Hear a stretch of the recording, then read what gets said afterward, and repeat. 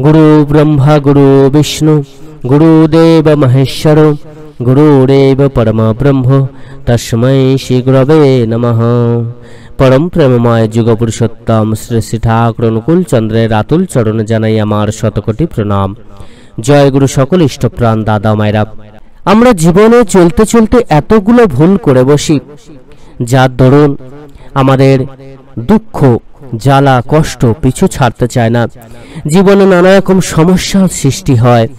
জীবনে সেই ভুলগুলো করার মধ্য দিয়ে কিন্তু আমরা আমাদের সুখকে বিসর্জন দিয়ে থাকি।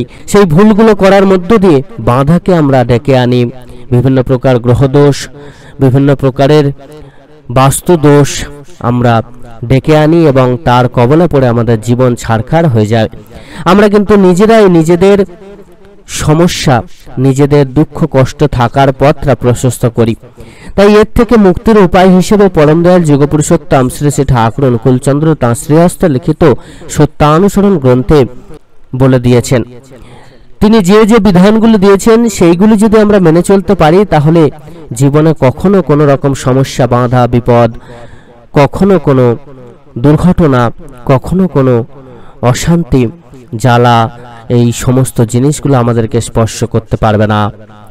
পরম দয়াল যুগ পুরুষোত্তম শ্রী শ্রী ঠাকুর অনুকূলচন্দ্র সবার প্রথম ভারতের অবনতির যে কারণ সেটা কিন্তু বলে দিয়েছেন। আজকে যে ভারতের এত প্রকার সমস্যা হচ্ছে, এত যে অবনতি ধীরে ধীরে হচ্ছে, ভারতের অবনতি মানে ভারতের মানুষের যে অবনতি সেটা যে ঘটছে, সে বিষয়ে তিনি কিন্তু একটি বাণী আমাদের প্রতি প্রত্যেকেরই দিয়েছেন।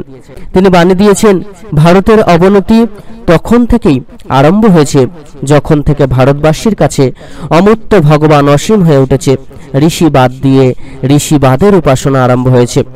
অর্থাৎ শুধুমাত্র ভারতবর্ষ নয়, প্রত্যেকটা দেশেই যখন অমূর্ত ভগবান অসীম হয়ে ওঠেন তখনই কিন্তু অবনতি স্টার্ট হয়ে যায়। যখন ঋষি বাদ দিয়ে, অর্থাৎ ঋষির যে বাণী সেগুলোকে আমরা মেনে চলছি কিন্তু ঋষিকে মেনে চলছি না, ঋষিবাদের উপাসনা আমরা করছি কিন্তু সেই ঋষির উপাসনা যখন করছি না তখনই অবনতি কিন্তু শুরু হয়ে যায়। তিনি আরো বলছেন, ভারত যদি ভবিষ্যৎ কল্যাণকে আবাহন করতে চাও তবে সম্প্রদায়গত বিরোধ ভুলে জগতের পূর্ব গুরুদের প্রতি শ্রদ্ধা সম্পন্ন হও।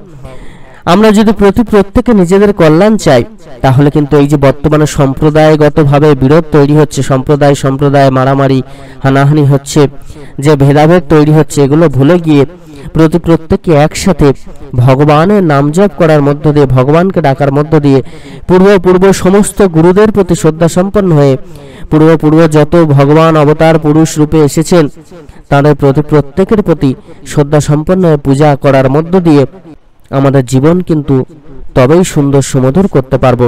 তিনি বললেন, পূর্ব গুরুদের প্রতি শ্রদ্ধা সম্পন্ন হও আর তোমার মুক্ত জীবন্ত গুরু বা ভগবানে আসক্ত হও আর তাদের স্বীকার করো যারা তাকে ভালোবাসে, কারণ পূর্ববর্তীকে অধিকার করি এই পরবর্তীর আবির্ভাব।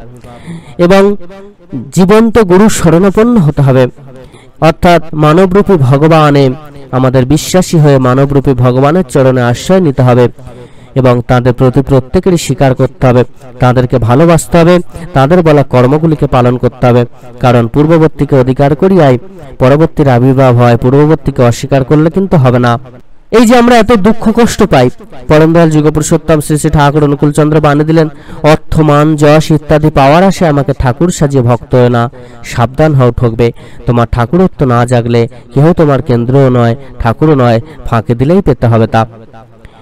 আমরা অর্থমান যশ পাওয়ার লোভেও অনেক সময় ঠাকুর করি। দেখবেন অনেক পূজা অর্চনা করে থাকেন, অনেক যজ্ঞ তপস্যা করেন কোনো কিছু পাওয়ার জন্য, অর্থ পাওয়ার জন্য, মান যশ পাওয়ার জন্য অনেকে পূজা আর্চা করেন। তো এগুলো পাওয়ার জন্য যারা ঠাকুর করতে থাকেন তাদের কিন্তু ঠাকুর কখনো দেখা দেন না। পরম দয়াল বলছেন, ঠাকুরত্ব না জাগলে কেহ তোমার কেন্দ্রও নয়, ঠাকুরও নয়, ফাঁকি দিলেই পেতে হবে। তা আমরা যত কর্ম থেকে বিচ্যুত হব ততই কিন্তু আমরা নিজেরাই ফাঁকি পড়ে যাব। সর্বপ্রথম আমাদের দুর্বলতার বিরুদ্ধে যুদ্ধ করতে হবে, সাহসী হতে হবে, বীর হতে হবে। পাপের জ্বলন্ত প্রতিমূর্তি ওই দুর্বলতা, তারাও যত শীঘ্র পারো ওই রক্ত শোষণকারী অবসাদ উৎপাদক ভ্যাম্পায়ারকে স্মরণ করো। তুমি সাহসী, স্মরণ করো তুমি শক্তিত্ব নয়, স্মরণ করো তুমি পরমপিতার সন্তান। আগে সাহসী হও, অকপট হও, তবে জানা যাবে তোমার ধর্মরাজ্যে ঢোকবার অধিকার জন্মেছে। এতটুকু দুর্বলতা থাকলেও তুমি ঠিক অকপট হতে পারবে না। আর যতদিন তোমার মন মুখ এক না হচ্ছে ততদিন তোমার মলিনতার গায়ে হাতই পড়বে না। মন মুখ এক হলে আর ভিতরে গলদ জমতে পারে না, গুপ্ত আবর্জনা ভাষায় ভেসে ওঠে, পাপ গিয়ে তার ভিতর বাসা বাঁধতে পারে না। পরম দয়াল বললেন, দুর্বলতার বিরুদ্ধে আমাদের যুদ্ধ করতে হবে। যে কোনো দিকে যদি আমরা দুর্বল হয়ে পড়ি, সেটা ষড়রিপু হতে পারে, কাম, ক্রোধ, লোভ, মোহ, মদ, মাৎসর্য, এদের প্রতি মানুষ বেশি করে দুর্বল হয়ে পড়ে। তো এই যে দুর্বলতা, এগুলোকে কিন্তু ত্যাগ করতে হবে, এর বিরুদ্ধে যুদ্ধ করতে হবে। কারণ দুর্বলতাকে তাড়ানো অত সোজা কথা নয়। যত শীঘ্র পারো ওই দুর্বলতাকে ত্যাগ করতে হবে। এবং তুমি যে পরমপিতার সন্তান সেটা কিন্তু সবসময় মাথায় রেখে চলতে হবে। সেই সাহস নিয়ে, সেই উদ্যম নিয়ে কর্ম করতে হবে। পরম দয়াল বলছেন, আগে সাহসী হও, অকপট হও, তবে জানা যাবে তোমার ধর্মরাজ্যে ঢোকবার অধিকার জন্মেছে। আমাদের সাহস যদি না আসে, অকপট যদি হওয়ার অর্থাৎ সত্য কথা বলার সাহস না জন্মায়, তাহলে কিন্তু আমাদের ধর্মরাজ্যে ঢোকবার অধিকার জন্মাবে না। পরম দয়াল বলছেন, এতটুকু দুর্বলতা থাকলেও তুমি ঠিক অকপট হতে পারবে না।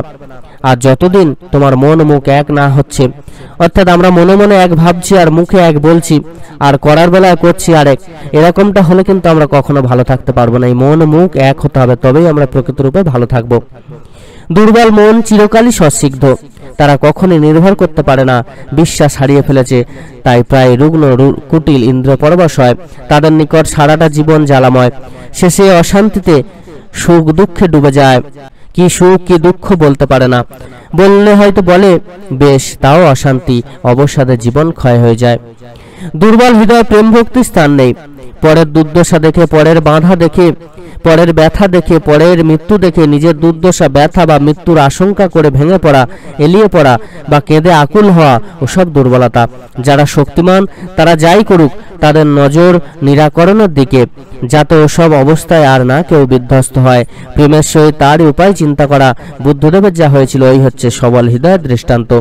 তুমি বলো না তুমি ভীরু, বলো না তুমি কাপুরুষ, বলো না তুমি দুরাশয়, পিতার দিকে নজর করো, আবেগ ভরে বলো, ওগো আমি তোমার সন্তান, আমার আর জড়তা নেই, আর দুর্বলতা নেই, আমি আর কাপুরুষ নই, আমি আর তোমাকে ভুলে নরকের দিকে ছুটে যাব না, আর তোমার জ্যোতির দিকে পিছন ফিরে অন্ধকার অন্ধকার বলে চিৎকার করব না।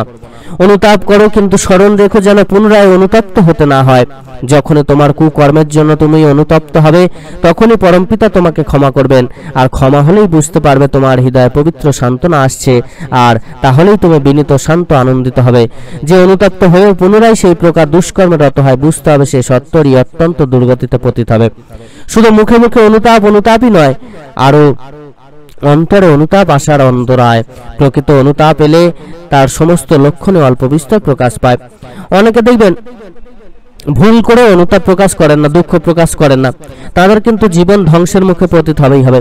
আবার অনেকে দেখবেন ভুল করেছেন, কোনো একটা কুকর্ম করেছেন, পাপ কার্য করেছেন, সেটার জন্য অনুতপ্ত হয়েছেন, অর্থাৎ দুঃখ প্রকাশ করছেন যে এই কাজটা আমার দ্বারা করা উচিত নয়, কিন্তু পুনরায় আবার সেই কাজটা করলেন, সেই সমস্যাটা মিটে যাওয়ার পর আবার পুনরায় অন্য একটি পাপ কাজ করলেন।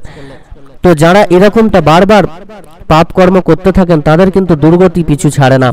আর এই পাপ কর্ম করে যিনি ভগবানের কাছে ক্ষমা চেয়ে নিয়ে সেই পাপ কার্য থেকে চিরতরে মুক্তি লাভ করেন, সেই পাপ কার্য ছেড়ে দেন, তিনি কিন্তু সহজে ভগবানের আশীর্বাদ লাভ করতে পারেন। পরম দয়াল যুগ পুরুষোত্তম শ্রী শ্রী ঠাকুর অনুকূলচন্দ্র আরো বললেন, জগতে মানুষ যত কিছু দুঃখ পায় তার অধিকাংশই কামিনী কাঞ্চন আসক্তি থেকে আসে, ও দুটো থেকে যত দূরে সরে থাকা যায় ততই মঙ্গল। ভগবান শ্রী শ্রী রামকৃষ্ণদেব সবাইকে বিশেষ করে বলেছেন, কামিনী কাঞ্চন থেকে তফাৎ খুব তফাৎ থাকো। কামিনী থেকে কাম বাদ দিলেই ইনি মা হয়ে পড়েন, বিষ অমৃত হয়ে গেল, আর মা মাই কামিনী নয়কো। প্রত্যেকের মাই জগৎ জননী, প্রত্যেক মেয়েই নিজের মায়ের বিভিন্ন রূপ, এমনতর ভাবতে হয়। মাতৃভাব হৃদয়ে প্রতিষ্ঠিত না হলে স্ত্রীলোককে ছুঁতে নেই। যত দূরে থাকা যায় ততই ভালো, এমনকি মুখদর্শন না করা আরো ভালো। কামিনী কাঞ্চন সম্বন্ধীয় যে কোনো রকম আলোচনায় ওতে আসক্তি এনে দিতে পারে। ওসব আলোচনা থেকে যত দূরে থাকা যায় ততই ভালো। সংকোচী দুঃখ আর প্রসারণী সুখ, যাতে হৃদয়ে দুর্বলতা আসে, ভয় আসে, তাতেই আনন্দের খাঁকতি, আর তাই দুঃখ। চাওয়াটা না পায় দুঃখ। কিছু চেয়েও না, সব অবস্থায় রাজি থাকো। দুঃখ তোমার কি করবে? দুঃখ কারোর প্রকৃতিগত নয় কো, তাকে ইচ্ছে করলেই তাড়িয়ে দেওয়া যেতে পারে। পরমপিতার কাছে প্রার্থনা করো, তোমার ইচ্ছাই মঙ্গল, আমি জানি না কিসে আমার মঙ্গল হবে। আমার ভিতরে তোমার ইচ্ছাই পূর্ণ হোক, আর তার জন্য তুমি রাজি থাকো, আনন্দে থাকবে।